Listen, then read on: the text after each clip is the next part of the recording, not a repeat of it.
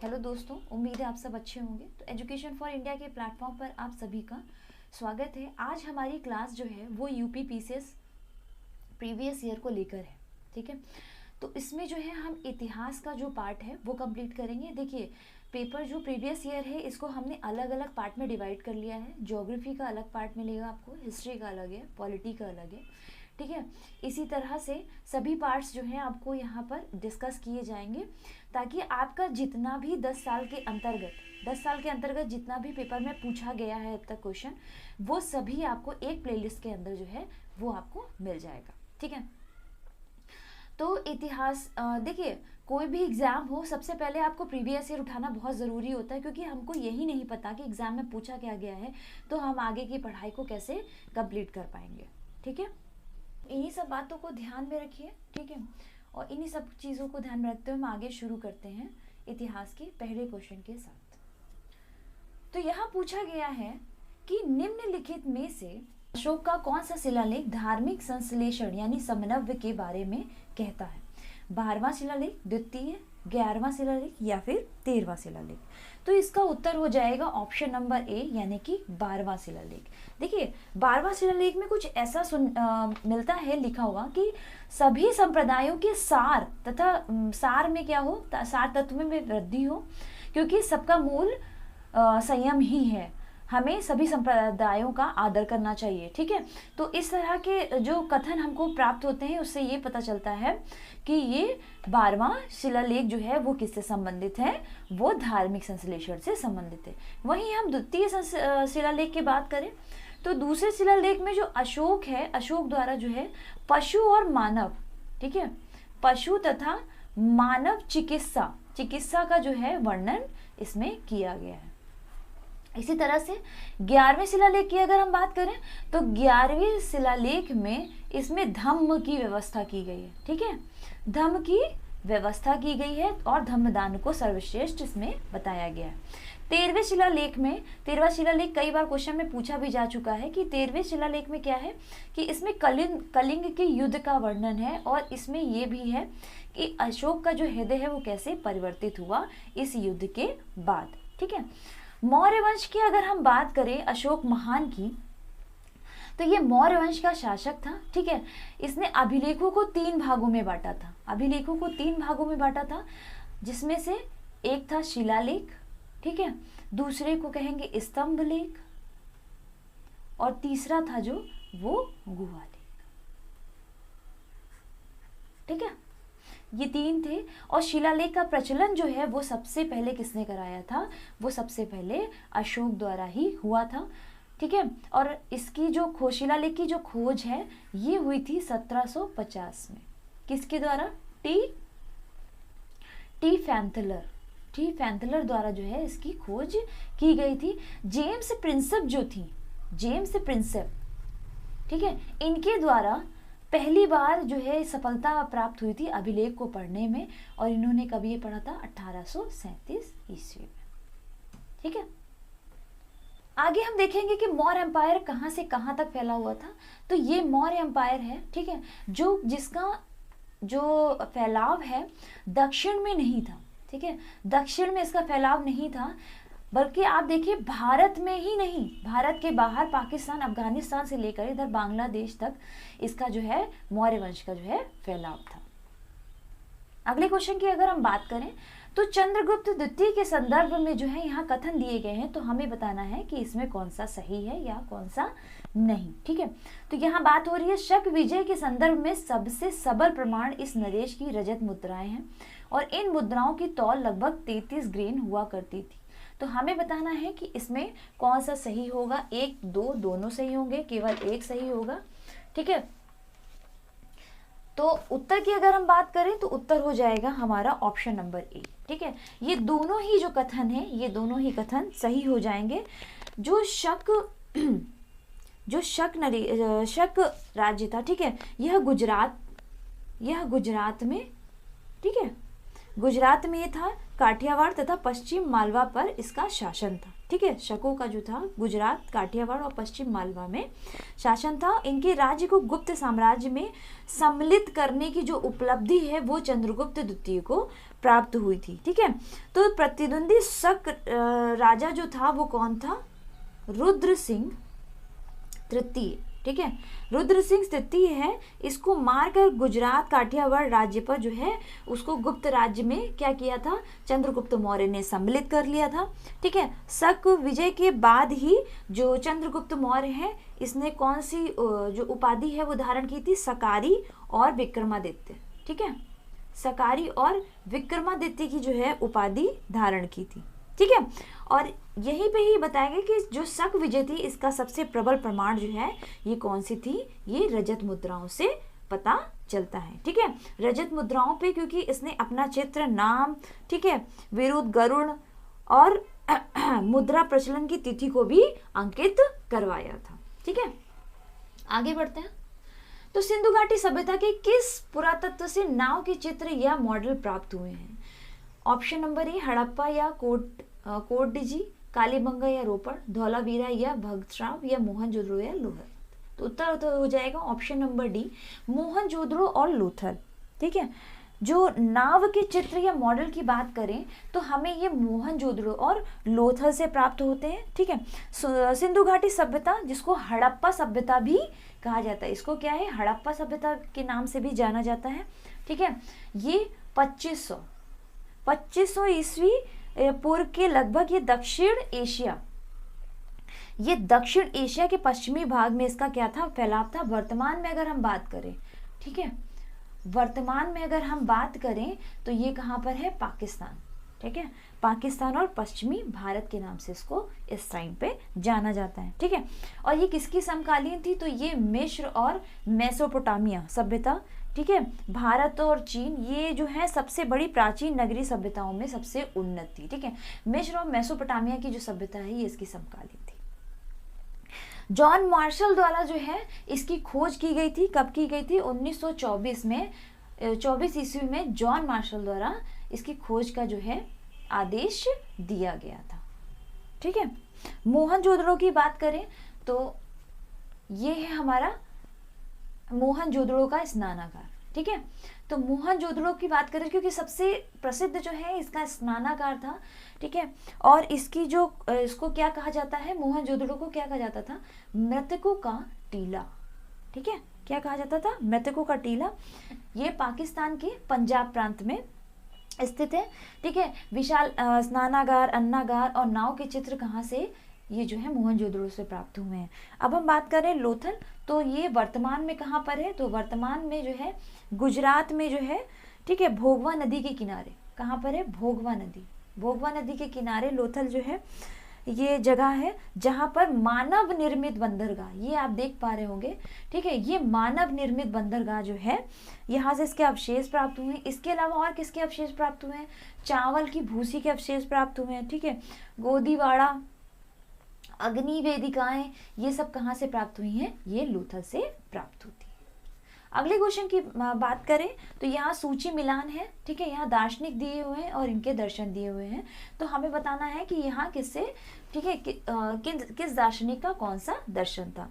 तो रामानुजम की बात करें तो रामानुज जो है ये इनका था विशिष्टाद्वैत। ठीक है, विशिष्टाद्वैत इनका जो था मध्वाचार्य है, माधवाचार्य, ये द्वैत दर्शन से संबंधित थे। निम्बार्क जो है वो द्वैत दर्शन से संबंधित थे और वल्लभाचार्य जो है वो शुद्ध द्वैताद्वैत से संबंधित थे। ठीक है, इस तरह से ऑप्शन जो है हमारा ऑप्शन नंबर जो बी है ये उत्तर हो जाएगा, यानी कि 4, 3, 2, 1। अगले क्वेश्चन की हम बात करें तो यहाँ पर भी हमें ये बताना है कि इसमें कौन सा एक जो है वो सुमेलित नहीं है, क्योंकि इसमें जो है 3 सही होंगे और 1 गलत होगा। ठीक है, तो यहाँ सब वर्मन, ठीक है, पहले ऑप्शन की तरफ बढ़े तो सब वर्मन जो है ये गया में ताम्रपत्र यहाँ गया में नहीं प्राप्त हुआ है, ये बल्कि असीरगढ़, ठीक है, असीरगढ़ से प्राप्त हुआ है। ठीक है,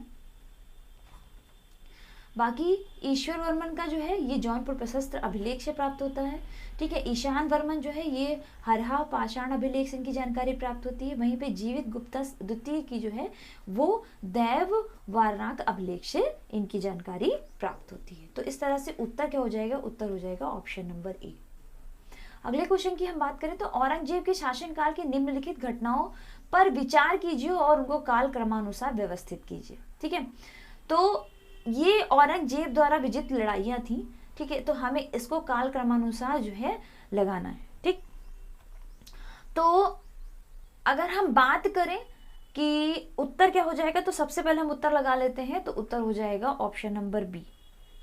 ठीक है, ऑप्शन नंबर बी जो है इसका उत्तर हो जाएगा 2 4 3 1। ठीक है, ये सी है, ऑप्शन नंबर बी उत्तर हो जाएगा। तो हम चलिए इससे ही देखते हैं। तो पहले तो हम बात करेंगे ऑप्शन नंबर 2 की, तो बनारस के पास सूजा की पराजय। ठीक है, तो ये कब हुई थी, ये हुई थी 1658 में।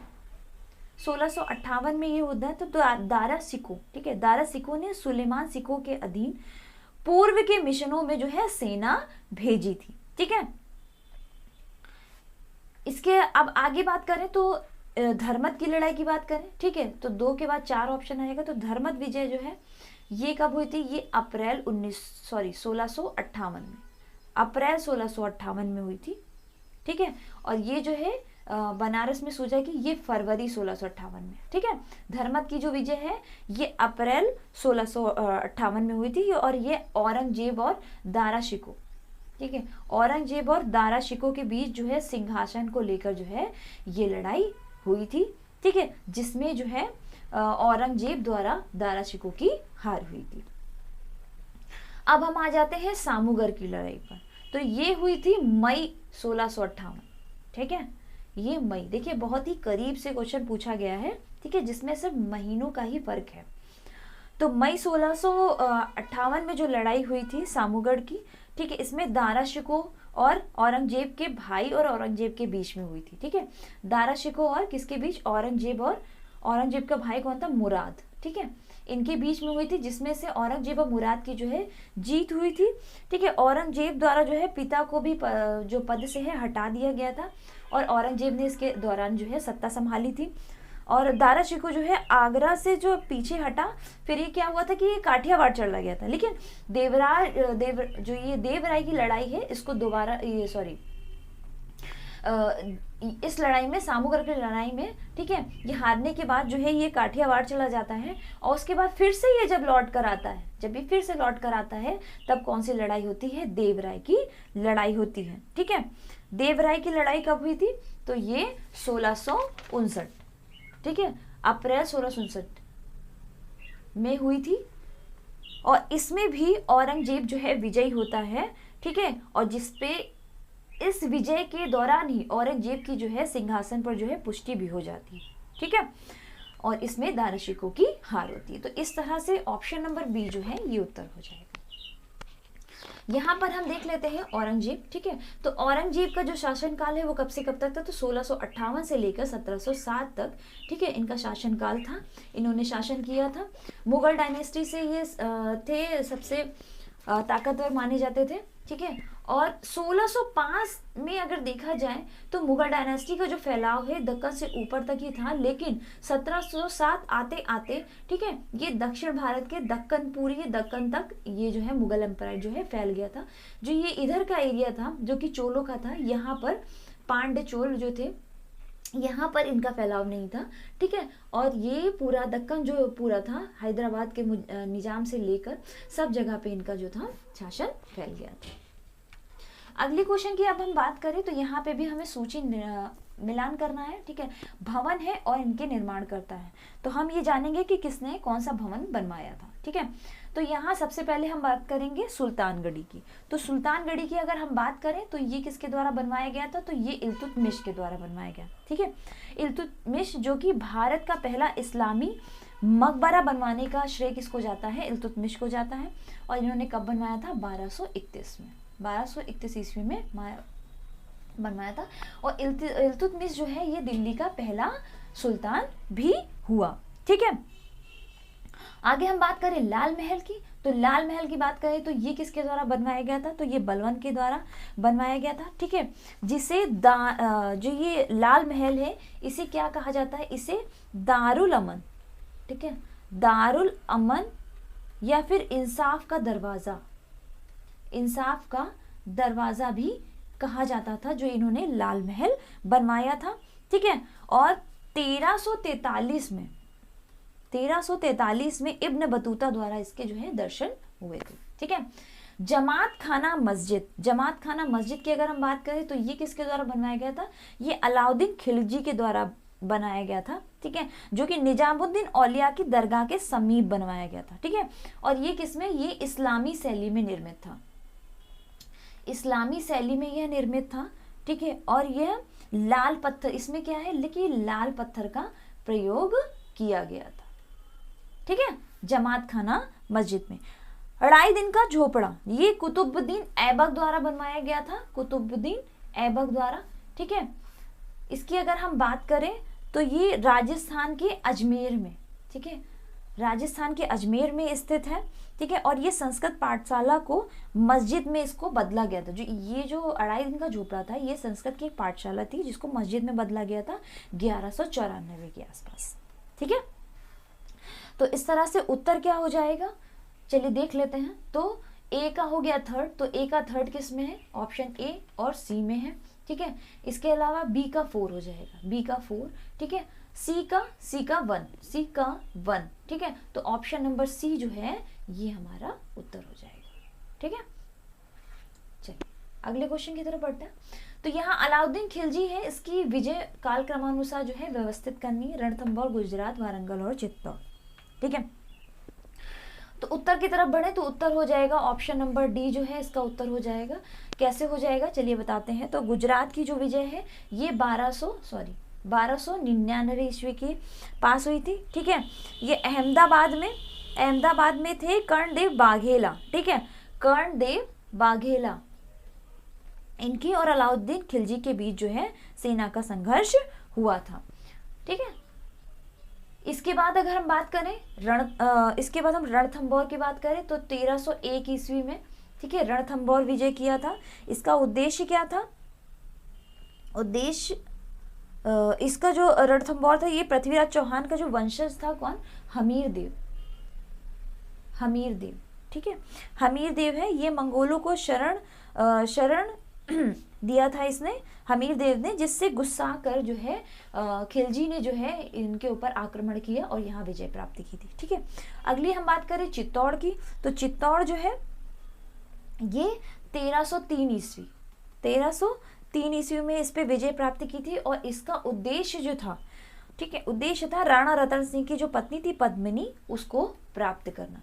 वहीं हम वारंगल की बात करें तो वारंगल जो है ये 1310 ईस्वी में, ठीक है, इस पर विजय प्राप्त हुई थी, ठीक है। और इसमें जो पहला शासक था जिसने दक्षिण भारत को जीता था, ठीक है, पहला शासक कौन था, अलाउद्दीन खिलजी, ठीक है। ये दक्षिण भारत का राज्य था वारंगल, ठीक है, जो प्रेजेंट में जिसको हम तेलंगाना कहते हैं, ठीक है, दक्षिण भारत का राज्य था। अलाउद्दीन खिलजी जो है ये पहला शासक था जिसने दक्षिण भारत को जीता था, ठीक है। और इस जो तेलंगाना राज्य है इसकी राजधानी ही क्या थी, वारंगल थी, ठीक है। इसका जो शासक कौन था, इसका शासक था रुद्रदेव इसका शासक था, ठीक है। मलिक गाफूर द्वारा जो है रुद्रदेव को पराजित किया गया था और कोहिनूर हीरा जो है रुद्रदेव ने मलिक गाफूर को क्या दिया था, प्रदान किया था। तो इस तरह से उत्तर क्या है, ऑप्शन नंबर डी जो है उत्तर हो जाएगा। अगले क्वेश्चन की तरफ हम बढ़ते हैं। तो शेरशाह को अपनी वीरता से प्रभावित करने वाले जैता को किस स्थान से संबंधित थे, ठीक है। जैता और कुंपा, यहाँ पे कुंपा मिस हो गया है, जैता और कुंपा किस स्थान से संबंधित थे, तो उत्तर हो जाएगा ऑप्शन नंबर डी, ठीक है, मारवाड़। ऑप्शन नंबर डी उसका उत्तर हो जाएगा मारवाड़। ये मारवाड़ के शासक जो थे मालदेव के सरदार थे, ठीक है, क्या थे, मालदेव के सरदार थे, ठीक है। मारवाड़ युद्ध में राजपूतों के शौर्य और जो पराक्रम है इससे प्रभावित होकर ही, ठीक है, मारवाड़ पर इन्होंने जो है वहाँ पे आक्रमण किया था, जिसके दौरान आपने सुना भी होगा कि इनका एक प्रसिद्ध वो था जो इनका मृत्यु का कारण भी बना था, कि इन्होंने कहा था कि मात्र एक मुट्ठी बाजरे के चक्कर में मैंने अपना साम्राज्य खो दिया। ठीक है, इसी युद्ध में जो होता है तोप जो होता है वो उल्टा इनके ऊपर आ जाता है और ये यहाँ पे इनकी मृत्यु हो जाती है। तो शेरशाह सूरी की अगर हम बात करें तो 1686 से लेकर 1545 तक जो था इनका शासन रहा है। अगले क्वेश्चन की तरफ बढ़े तो हमें इन घटनाओं को कालक्रमानुसार जो है व्यवस्थित करना है। ठीक है, तो देखिए तो काल क्रमानुसार की बात करें तो सकरखेड़ा का जो युद्ध है ये 1724 ईस्वी में हुआ था। ठीक है, जिसे साकर खेरदा भी कहा जाता है। ठीक है, साकर खेरदा भी इसको कहा जाता है। ठीक है, 11 अक्टूबर को बेरार में, ठीक है, मुगल साम्राज्य फर्रुख सियर द्वारा जो है निजामुल मुल्क को जो है भेजा गया था। ठीक है, और ये निजामुल मुल्क और मुआरिज खान के बीच जो है ये जो है सकरखेड़ा का जो युद्ध हुआ था। ठीक है, ये दक्कन के क्या थे, ये डेक्कन के सूबेदार थे। कौन? मुबारिज खान। ठीक है, मुबारिज खान जो थे ये डेक्कन के क्या थे, ये सूबेदार थे। ठीक है, औरंगाबाद से लगभग 80 मील दूर था क्या ये साकरखेड़ा। ठीक है, यहाँ पर जो युद्ध हुआ था इसमें निजामुल मुल्क की जो है विजय हुई थी।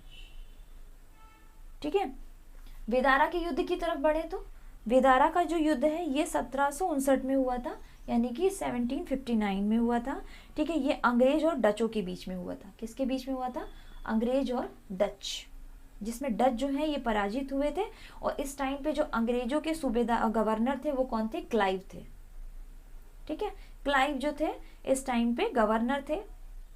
और डच जो है, डचों ने किसकी जो मदद ली थी? तो मीर जाफर। ठीक है, मीर जाफर की 60 गार्ड से इन्होंने क्या करा था कि चिरसुरा के निकट वेदारा में जो है हथियार बाहर से मंगाने शुरू किए थे, जिससे क्या है क्लाइव को इसकी भनक लग जाती है।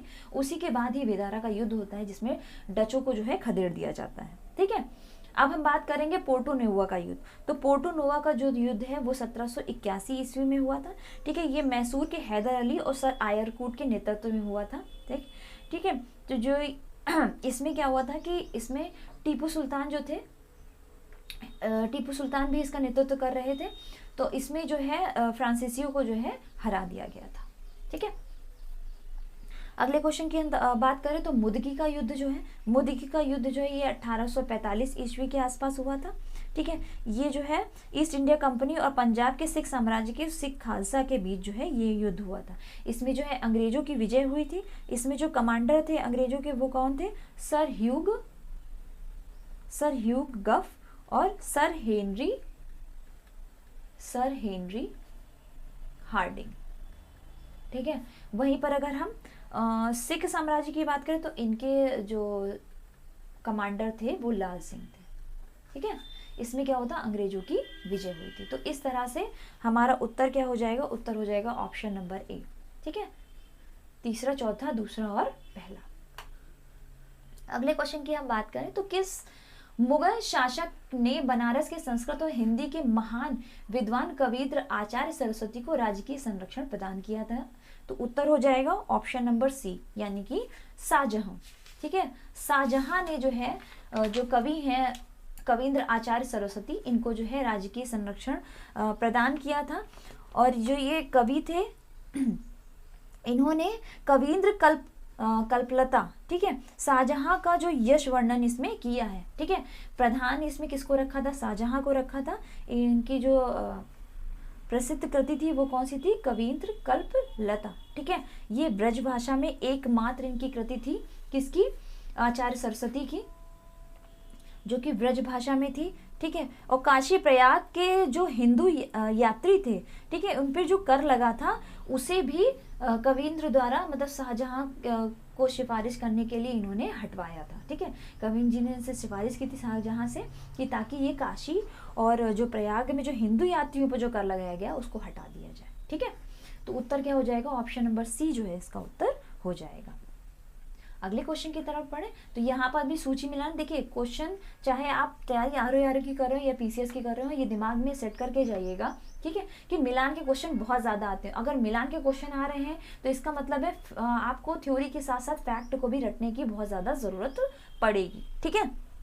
तो चलिए सूची मिलान में अगर हम देखें तो तलार यहाँ अधिकारी हैं और ये कार्य है। तो तलार जो है, तलार का कार्य क्या होता था, रात्रि सुरक्षा कर्मियों का जो है ये अधिकारी होता था। वहीं पट्टकोल जो है ये ग्रामीण कर वसूली करने वाला अधिकारी होता था। कौन होता था, ग्रामीण कर वसूली करने वाला अधिकारी, ठीक है। वहीं पे ही सहसाधिपति ये चोरी डकैती के मुकदमे का अधिकारी हुआ था। वहीं बलाचिप जो है वो चुंगी का संरक्षक हुआ था। तो उत्तर क्या हो जाएगा, ऑप्शन नंबर बी जो है इसका उत्तर हो जाएगा, ठीक है। चलिए अगले क्वेश्चन की तरफ बढ़ते हैं। तो अगला क्वेश्चन है, यहाँ पे भी हमको मिलान करना है, ठीक है। तो मिलान में अगर देखें तो डी के कार्वे जो है ये सचिव थे विडो जो रीमैरिज एसोसिएशन है, डी कार्वे इसके जो है ये सचिव थे, ठीक है। वहीं जेएडी बेथुन, तो जेएडी बेथुर जो है ये कलकत्ता में कन्या विद्यालय की इन्होंने स्थापना की थी। ईश्वरचंद विद्यासागर ये कलकत्ता में संस्कृत कॉलेज के प्राचार्य थे। वहीं पे बीएम मालावादी जो है ये बाल विवाह विरुद्ध संघर्ष इन्होंने प्रारंभ किया था। इस तरह से मिलान जो है ये हो जाएगा उत्तर 2143 किस में है, ऑप्शन नंबर ए, ठीक है, ऑप्शन नंबर ए उत्तर हो जाएगा। अब हम बात करें सत्य शोधक समाज के संस्थापक, ठीक है। तो आपको यहाँ चित्र से भी पता चल रहा होगा कि सत्य शोधक जो समाज के संस्थापक थे, ठीक है, जिनका प्राथमिक जोर जो था वो क्या, सत्य की खोज पर था। तो ये कौन थे, ज्योतिबा फुले, ठीक है, महात्मा ज्योतिबा फुले जिन्हें कहा जाता था। इनका जो टाइम था वो क्या था, 11 अप्रैल 1827 से 28 नवंबर 1890, ठीक है। इन्होंने सत्य शोधक समाज की जो स्थापना है वो कब की थी, वो 1873 में जो है सत्य शोधक समाज की स्थापना की थी, ठीक है। ये शक्तिशाली गैर ब्राह्मण आंदोलन का जो है संचालन करते थे। इनकी जो पुस्तक है गुलामगिरी, इनकी प्रसिद्ध पुस्तक है गुलामगिरी, ठीक है। इन्होंने गुलामगिरी लिखी थी और इनका जो संगठन है सत्यशोधक समाज, ठीक है, इसके द्वारा इन्होंने क्या करा था कि दलितों तथा वंचित वर्गों को न्याय दिलाने का कार्य किया था। किसने, ज्योतिबा फुले जी ने, ठीक है। तो ऑप्शन नंबर डी इसका उत्तर हो जाएगा। अगले क्वेश्चन की तरफ बढ़े तो यहाँ पर हमें कालक्रमानुसार जो है इनको लगाना है। तो अब हम आ जाते हैं सीधा उत्तर पर। तो उत्तर हो जाएगा ऑप्शन नंबर ए जो है हमारा उत्तर हो जाएगा। तो चलिए जान लेते हैं कि कौन सा जो घटना है वो कब घटित हुई थी।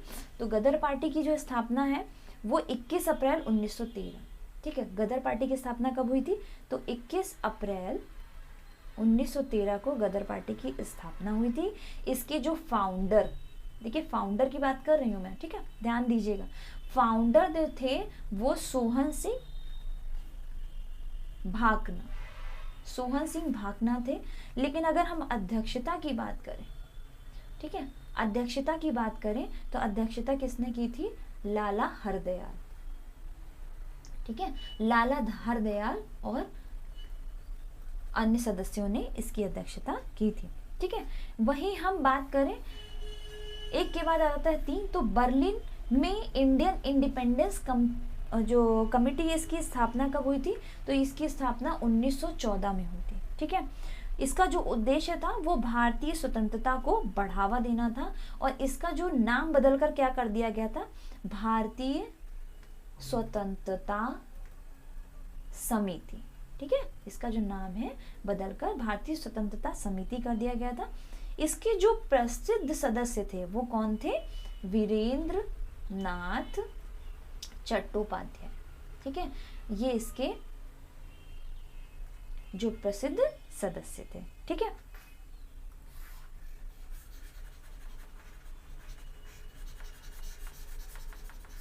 चलिए अब हम अगले की बात करते हैं। तो अगला आ जाता है हमारा केंद्रीय असेंबली बम कांड, ठीक है। तो केंद्रीय असेंबली बम कांड जो है ये कब हुआ था, ये 8 अप्रैल 1929, ठीक है। और ये किसके द्वारा संपन्न हुआ था, तो ये शहीद भगत सिंह और बटुकेश्वर दत्त द्वारा जो है ये जो असेंबली में जो बम है इनके द्वारा फेंका गया था, ठीक है, जिसमें इन्होंने कहा था कि अंग्रेजों को के कान तक बात पहुंचाने के लिए धमाके की ज़रूरत होती है, ठीक है। वहीं पे अगर हम बात करें चिटगांव शस्त्रागार छापे की, तो ये चिटगांव शस्त्रागार जो है, देखिए ये यहाँ पर मैं लिख रही हूँ, ठीक है। चिटगांव शस्त्रागार की अगर हम बात करें तो ये 18 अप्रैल 1930 को, ठीक है, यहाँ पे छापा पड़ा था, ठीक है। तो ये सूरसेन जो है, सूर्यसेन इसका नेतृत्व कर रहे थे। इन्हीं के नेतृत्व में जो है सशस्त्र भारतीय स्वतंत्रता सेनानियों द्वारा चटगांव कहाँ पर है, बांग्लादेश, ठीक है, बांग्लादेश में पुलिस और सहायक बलों के शस्त्रागार पर क्या हो, पुलिस और सहायक बलों के शस्त्रागार पर जो है छापा मारकर लूटपाट की गई थी शस्त्रों की, ठीक है। चलिए अगले क्वेश्चन की तरफ बढ़ते हैं। तो हिंदुस्तान समाजवादी प्रजातंत्र संघ के संस्थापक कौन थे? देखिए हिंदुस्तान समाजवादी प्रजातंत्र संघ जो है ये हिस्ट्री में हमें कहीं पर इस नाम से मिलता नहीं है, ठीक है।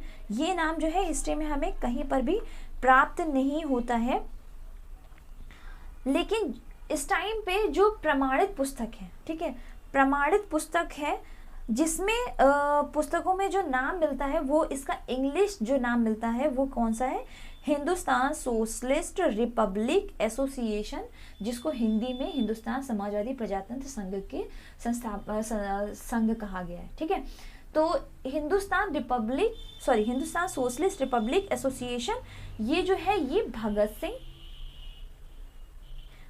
सिंह चंद्रशेखर आजाद, ठीक है, और सचिंद्रनाथ सान्याल द्वारा जो है इसको जो है ये बनाया गया था, ठीक है, इसकी स्थापना की गई थी, जबकि ऐसा कोई भी एसोसिएशन नहीं था जो इस नाम से प्रसिद्ध था, ठीक है। तो इस क्वेश्चन को जो आयोग द्वारा जो है ये हटा भी दिया गया था और ये क्वेश्चन जो है डाउट में गया था, ठीक है।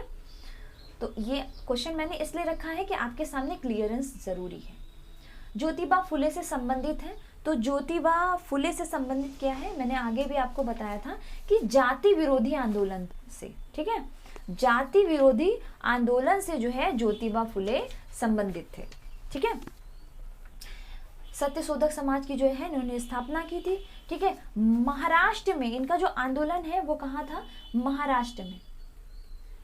महाराष्ट्र में अछूतों द्वारा वह महिला शिक्षा का कार्य जो है इन्होंने वहां पे प्रारंभ किया था, ठीक है। और इनका कार्य क्या था, दलित तथा वंचित वर्गों को न्याय दिलाने का, ठीक है, जिसके कारण इन्होंने सत्यशोधक समाज की स्थापना की थी। इनकी पुस्तक कौन सी थी, गुलामगिरी, ठीक है, याद रहेगा। तो ऑप्शन नंबर डी जो है इसका उत्तर हो जाएगा। अगला क्वेश्चन है जो कि लास्ट है कि जलियांवाला बाग हत्याकांड के विरोध में किसने ब्रिटिश सरकार की नाइटहुड की उपाधि जो है वो लौटा दी थी। तो आपको पता होगा कि जलियांवाला हत्याकांड जो है ये कब है, 1919 जो है अमृतसर में ये घटित हुआ था, ठीक है। और ये जो कांड हुआ था इसमें क्या किया था, जनरल डायर ने जो है अंधाधुंध जलियांवाला बाग में जो है एक ही गेट था, तो अंधाधुंध जो है गोलियां इसने चलाना शुरू किया था, जिसमें हजारों की संख्या में जो लोग वहाँ पे प्रदर्शन कर रहे थे, ठीक है, जो अंग्रेजों के खिलाफ प्रदर्शन कर रहे थे, इनके ऊपर जो अंधाधुंध गोलियां चला दी गई थी, ठीक है। तो वहाँ पे हजारों की संख्या में लोग मारे गए थे, जिसके परिणाम स्वरूप हुआ क्या था कि जो हमारे स्वतंत्रता सेनानी थे, ठीक है, इन्होंने क्या किया था, प्रदर्शन किया था, जिसमें एक प्रसिद्ध थे कि रविन्द्रनाथ टैगोर जी। इन्होंने क्या किया था, जो अंग्रेजों द्वारा इनको नाइटहुड का उपाधि जो मतलब प्राप्त हुई थी, जो सम्मान प्राप्त हुआ था, ठीक है, इन्होंने क्या किया था, उसको लौटा दिया था। तो उत्तर क्या हो जाएगा, ऑप्शन नंबर ए जो है ये उत्तर हो जाएगा। देखिए 2022 का जो प्रीवियस क्वेश्चंस थे हिस्ट्री के, ठीक है, हिस्ट्री के जो क्वेश्चन थे 2022 का जो पेपर था वो आपको हिस्ट्री का पोर्शन और ज्योग्राफी का पोर्शन जो है वो करवा दिया गया है। आगे के जो पोर्शन है वो भी आपको करवा दिए जाएंगे। इस तरह से सभी जो प्लेलिस्ट आपकी जो बनाई जाएगी, तो आपको हिस्ट्री के 10 साल के जितने भी पेपर मतलब जितने भी क्वेश्चन अब तक आ चुके हैं, ये 2022 का था, ठीक है। अगला जो है 2021 को लेकर देखिए उल्टा लेकर चल रहे हैं, ताकि आप सिरे से जो है तैयारी करते जाएं, क्योंकि जो पुराने पेपर है वो उसमें थोड़ा सा इजी क्वेश्चंस भी किया था, तो कठिन क्वेश्चन पर अगर आपका ध्यान रहेगा तो आप आपको समझ में आता रहेगा कि पहले से लेकर अब तक कितने बदलाव हो चुके हैं। ठीक है, तो ये पोर्शन जो है ये कंप्लीट किया, हिस्ट्री है, ज्योग्राफी हो चुका है, अगले और जो सेगमेंट है वो भी कंप्लीट हो जाएंगे और इस तरह से सारी जो है प्लेलिस्ट तैयार हो जाएगी जहाँ से आप प्रीवियस ईयर पूरा कंप्लीट कर सकते हो। तो थैंक यू क्लास हमारे साथ यहाँ तक जुड़ने के लिए। तो उम्मीद है आपको क्लास समझ में आएगी। कमेंट सेक्शन में हमें बताइए ज़रूर कि आपको यहाँ पर और क्या क्या चीज़ें, आपको और किस चीज़ों से संबंधित जानकारी चाहिए। ठीक है, इसके अलावा आर के जितने भी प्रीवियस ईयर क्वेश्चन हैं वो भी आपको कंप्लीट करा जाएंगे।